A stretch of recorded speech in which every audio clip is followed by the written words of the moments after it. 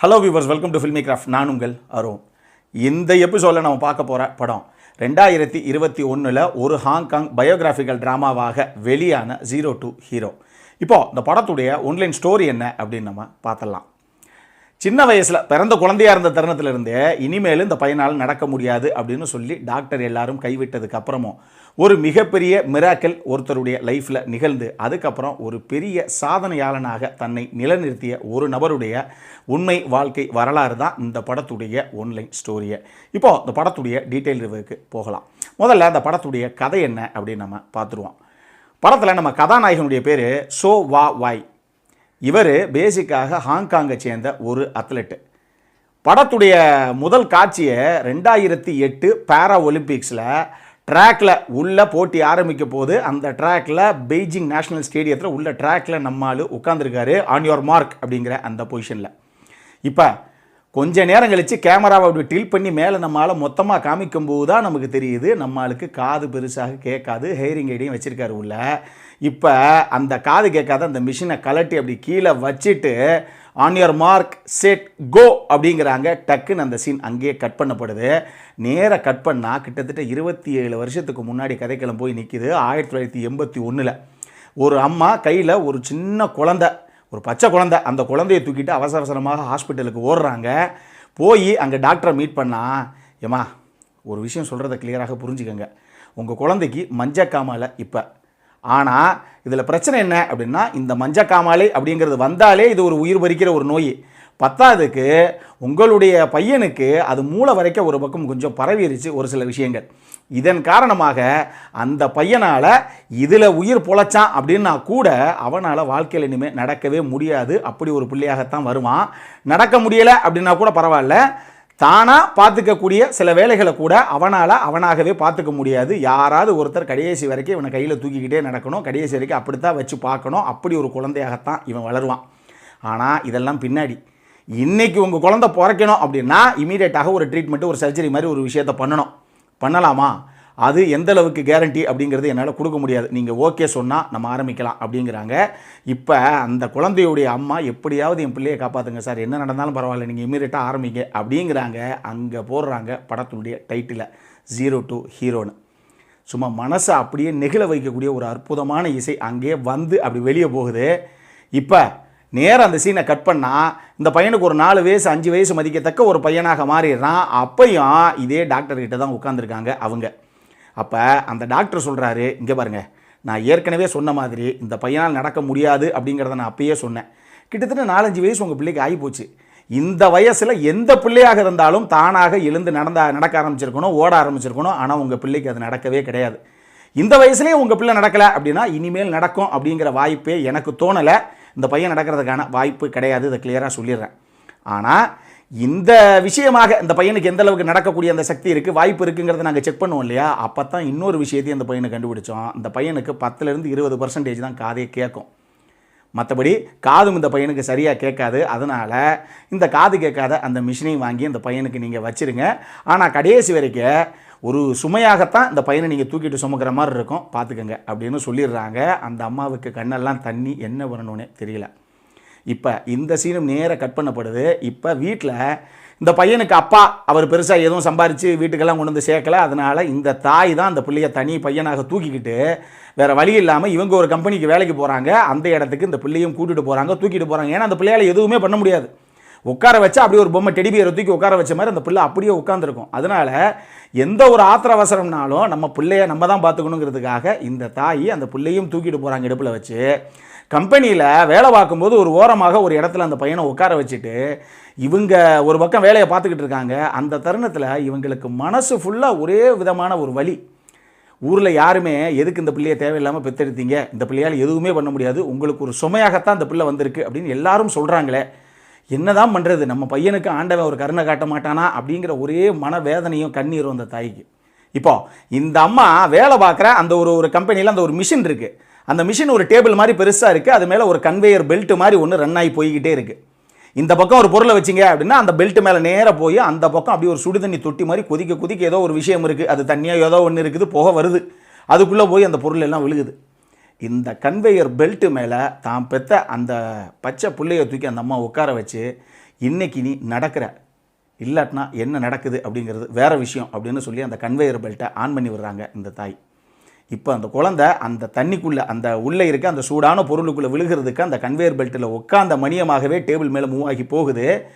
இவங்க அம்மா என்ன தான் தான் பெல்ட்டை ஆன் பண்ணி விட்டுட்டோம் அப்படின்னா கூட, எந்திரி நட, சீக்கிரம் அம்மாட்ட வா அப்படின்னா அந்த பிள்ளைக்கு என்ன பண்ணுறதே தெரியல. ஏன்னா அந்த பிள்ளைக்கு நடக்க வராது, நடக்கவும் தெரியாது அந்த குழந்தைக்கு.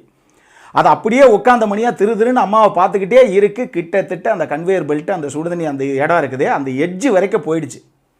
இதுக்கப்புறம் அங்கே கட் பண்ணி அடுத்து இதுக்கப்புறம் என்ன நடந்தது அப்படிங்கிறது தான் இந்த படத்துடைய மொத்த கதையை. இந்த படத்தை பொறுத்தளவுக்கு எனக்கு ரொம்ப ரொம்ப பிடிச்ச விஷயங்கள் என்ன அப்படின்னா, இந்த கதை கையாளப்பட்ட விதம். திரைக்கதை அப்படின்னு சொல்கிறத விட பொதுவாக இது வந்து ஒரு பயோகிராஃபிக்கல் ஸ்போர்ட்ஸ் ட்ராமா அப்படின்னு நீங்கள் எடுத்துக்கலாம். பயோகிராஃபிக்கல் ட்ராமா, ஆனால் அதுலேயும் ஒரு ஸ்போர்ட்ஸ் ட்ராமா. பொதுவாக இந்த ஸ்போர்ட்ஸ் ட்ராமாக்குன்னு ஒரு டெம்ப்ளேட் ஒன்று இருக்குது. என்னவா இருக்குன்னு நீங்கள் நினைக்கிறீங்க? ஊருப்பட்ட படம் நம்ம ஊரில் இந்தியாவிலே எக்கச்சக்கமான படங்கள் வந்துருச்சு. கதாநாயகனோ கதாநாயகியோ ரெண்டு பேருமே ஒரு காலத்தில் ஒரு மிகப்பெரிய சூப்பர் ஸ்டார் பிளேயராக ஏதோ ஒரு கேம், ஒரு ஸ்போர்ட்டில் உள்ளே இருந்திருப்பாங்க. ஆனால் அந்த டைமில் இந்த ஸ்போர்ட்ஸ் அசோசியேஷனுக்குள்ளே இருக்கக்கூடிய ஒரு பாலிடிக்ஸு, ஒரு வில்லன் அவங்களால பெரிய அளவில் இவங்களால் சோபிக்க முடியாமல் போயிருக்கும்.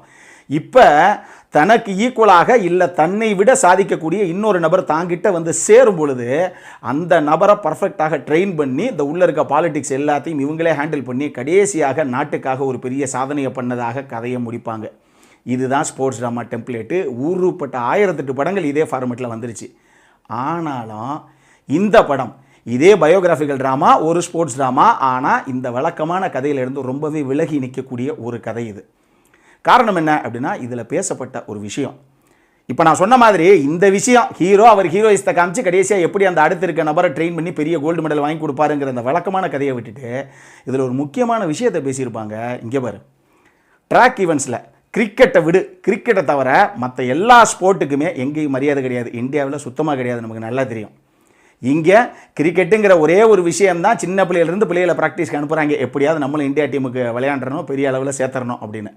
ஏன்னா மற்ற எந்த ஸ்போர்ட்டில் யார் இருக்கிறாங்கங்கிறதே யாருக்கும் தெரியாது. சானியா மிர்சா டென்னிஸுக்குள்ளே வர்ற வரைக்கும் எத்தனை பேர் டென்னிஸ் பார்த்தீங்க? சைனா நேவால் பேட்மிண்டன் பிடிக்கிற வரைக்கும் எத்தனை பேருக்கு அப்படி ஒரு கேம் இவ்வளோ இன்ட்ரெஸ்டிங்காக இருக்குங்கிறது தெரியும். இதுதான் நம்மளுடைய நிலைமையே. ஆனால் கிரிக்கெட்டில் பிளேயிங் 11 யார் அப்படின்னு கேட்டால் நம்ம மனப்பாடமாக கண்ணை மூடிட்டு அப்படியே வரிசைக்கு வந்து சொல்லுவோம். அதுதான் நம்மளுடைய பலம். இதைத்தான் எல்லாரும் இங்கே யூஸ் பண்ணிக்கிட்டு இருக்காங்க. ஆனால் இந்த மற்ற கேம்ஸில் ட்ராக் ஈவெண்ட்ஸில் இருக்கக்கூடிய இந்த அத்லட்டாக இருக்கக்கூடிய நபர்கள்லாம் எத்தனை பேர்த்த உங்களுக்கு தெரியும்? இந்த கிரிக்கெட்டை தவிர பல ஸ்போர்ட்ஸ் இங்கே இருக்குது. பைச்சங் பூட்டியா அப்படிங்கிற ஒரு மிகப்பெரிய சூப்பர் ஸ்டார் இந்தியாவில் இருந்தார். அவர் எந்த கேமில் இருந்தார், அவர் யாருன்னு யாருக்காவது தெரியுமா? நல்லா நீங்கள் போய் கூகுள் பண்ணி பாருங்கள். அமயகுமார் மாலிக் அப்படின்னு சொல்லி ஒரு முக்கியமான நபர், ஒரு மிகப்பெரிய சூப்பர் ஸ்டார், நேஷனல் லெவலில் இந்தியாவுக்கு அந்த அளவுக்கு வந்து என்ன சொல்கிறது, வெளுத்து கட்டின ஒரு சூப்பர் ஸ்டார் இருக்கார். இவங்கெல்லாம் யாருன்னே தெரியாதுங்க. நமக்கு கிரிக்கெட்டை தவிர எதுவுமே தெரியாது. இப்போ நான் சொன்ன இந்த 2 பேர் யாருன்னு சொல்லி கூகுள் பண்ணி பாருங்கள், அசந்து போவீங்க. இதைத்தான் இந்த கதையில் சொல்லுவாங்க. அதாவது நீ ஒரு ட்ராக் ஈவெண்ட்டில் இருக்கக்கூடிய ஒரு சாதாரண ஒரு பிளேயரு, நீ கிரிக்கெட்லலாம் கிடையாது. இப்படி இருக்கும்போது நீ ஓடுறதே இந்த ஒரு 6 வருஷம் 7 வருஷம் அவ்வளவுதான் உன்னுடைய பாடி ஸ்டெமினா எல்லாமே ஹெல்ப் பண்ணும். அதுக்கப்புறம் வயசாகி போச்சுன்னு மற்றவங்களை இளைஞர்களுக்கு ஈடு கொடுத்து நம்மளால் ப்ரூவ் பண்ண முடியாமல் போயிடும். நீ 6-7 வருஷம் ட்ராக்கில் ஓடுற, கோல்டு மெடல் வாங்குற அப்படின்னா அந்த தருணத்திலேயே உனக்கு வந்து சேர்ற இந்த ஸ்பான்சர்ஷிப்பு, இந்த அட்வர்டைஸ்மெண்ட்டு இதெல்லாம் நீ வந்து பண்ணணும். அப்போ தான் கொஞ்சம் காசு சேர்த்துக்க முடியும். 7 வருஷம் கழிச்சு என்னால் ஓட முடியலை அப்படிங்கிற ஒரு நிலைமை வரும்போது அதுக்கப்புறம் யார் உன் குடும்பத்துக்கும் உன் பொண்டாட்டி பிள்ளைக்கெல்லாம் சோறு போடுவா? அதனால் நீ ஓடுடா மகனே, ரொம்ப சந்தோஷம், ஆனால் கிடைக்கிற காசு எல்லாத்தையும் சேர்த்து வச்சுக்கோ அப்படின்னு சொல்லி அந்த அம்மா கதாபாத்திரம் சொல்லும். நியாயமான ஒரு பேச்சு. ஆனால் அதுக்கு கதாநாயகன் ஒரு விஷயம் சொல்லுவார். இங்கே பாரு, நான் கொரியர் பாயாக கூட வேலை பார்த்துட்டு போகிறேன், அதை பற்றி கிடையாது. சும்மா காலையிலேருந்து சாயங்காலம் வரைக்கும் ஒரு இடத்துல போய் அட்வர்டைஸ்மெண்ட்டில் நடிச்சிட்டு வந்துட்டு மீதி நேரத்தில் ப்ராக்டிஸ் பண்ணி என்னால் வந்து போய் கோல்டு மெடல்லாம் அடிக்க முடியாது கண்ட்ரிக்காக. என் நாடு, என் தேசம் தான் எனக்கு முக்கியம். ஃபுல் டைம் நான் ட்ராக்கில் தான் இருப்பேன், நான் ஜெயிப்பேன், பல மெடல்களை என் கண்ட்ரிக்கு சேர்ப்பேன்.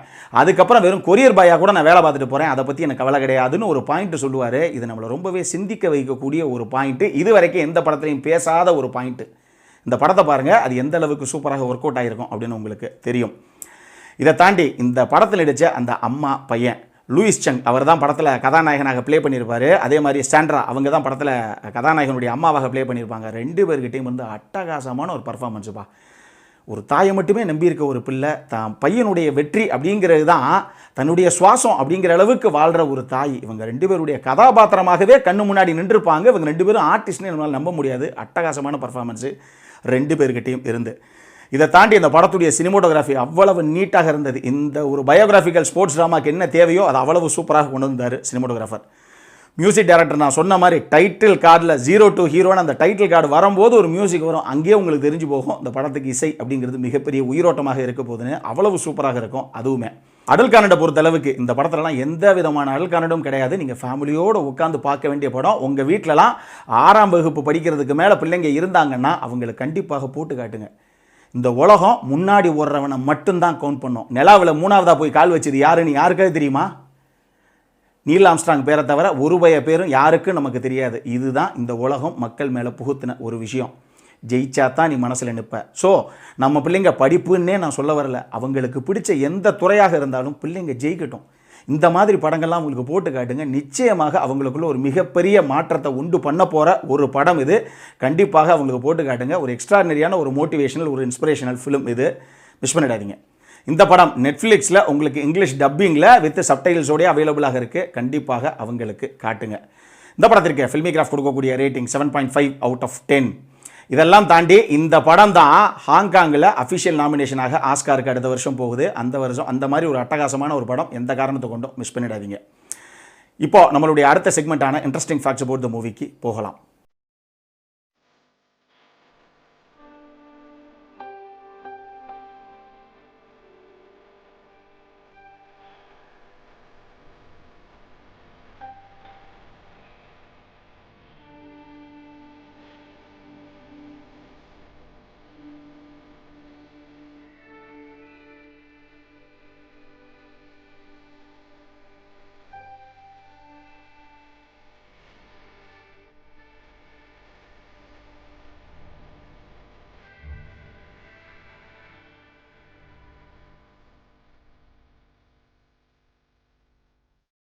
இந்த வீடியோ பிடிச்சிருந்ததுன்னா லைக் பண்ணுங்கள். ரொம்ப பிடிச்சிருந்ததுன்னா உங்கள் ஃப்ரெண்ட்ஸ் எல்லாத்துக்கும் ஷேர் பண்ணுங்கள். உங்களுடைய கருத்துக்கள் ஏதாவது இருந்தது அப்படின்னா கீழே இருக்க கமெண்ட் செக்ஷனில் எங்களுக்கு தெரிவிங்க. வீடியோவை க்ளோஸ் பண்ணுறதுக்கு முன்னாடி சப்ஸ்கிரைப் பண்ணுங்கள். சப்ஸ்கிரைப் பண்ணும்போது பக்கத்தில் இருக்க நோட்டிஃபிகேஷன் பெல் ஐக்கானையும் கிளிக் பண்ணுங்கள். அப்போ தான் எங்களுடைய வீடியோஸ் எல்லாம் உங்களை ஆன் டைம் வந்து சேரும். இதே மாதிரி இன்னொரு வீடியோவோட அடுத்த முறை உங்களை சந்திக்கிற வரைக்கும் it is Arun signing off. By.